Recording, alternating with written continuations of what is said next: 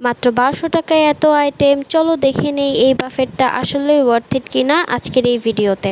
Welcome back to my another video. কিছুদিন আগে buffet গেছিলাম ডিনার করতে, তো সেটার রিভিউ আজকে শেয়ার করব তোমাদের সাথে এই ভিডিওতে।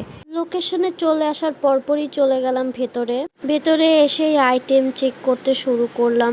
থাই, চাইনিজ, বাংলা, সি ফুড সহ ১১০+ আইটেম আছে এই বাফেটে। শুরুতেই চাইনিজ আইটেম যেমন রোল, অন্থন, নান, কাবাব এগুলো চেক করে নিলাম। এই পাশে থাই আইটেম আর সি ফুড আইটেমগুলো একসাথে ছিল।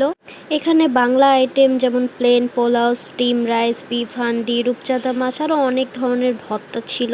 এইদিকে সালাদ আইটেমগুলো ছিল, অনেক সুন্দর করে সাজাইছিল, দেখতে ইয়াম্মি লাগতেছিল। আর নিচে ফ্রুটস ছিল। এইদিকে ফুচকা আইটেম ছিল আর মোমোস আইটেম ছিল, আর সব চাটনিগুলো একসাথে রাখছিল।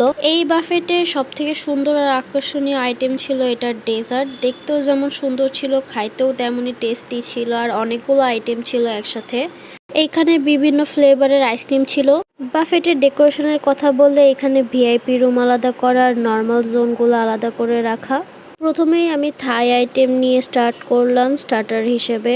আমি এখানে একটু বসে স্যুপ ট্রাই করতেছিলাম। একে একে থাই, চাইনিজ, বাংলা সব ধরনের আইটেমই ট্রাই করলাম। ওদের রূপচাঁদা ফ্রাইটা সব থেকে বেশি ইয়াম্মি লাগছে আমার কাছে।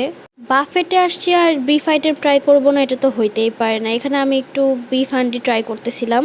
শেষের দিকে গিয়ে আমি একটু সালাদ আর ফুচকা ট্রাই করছি। আর সব শেষে ডেজার্ট আইটেম দিয়ে আমি আমার ডিনার শেষ করছি।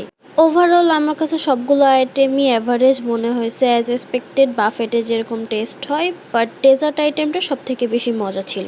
বাফেটটার নাম হলো বিয়ন্ড বাফেট, লোকেশন মিরপুর ১। আপনারাও ট্রাই করতে পারেন। Thank you for watching.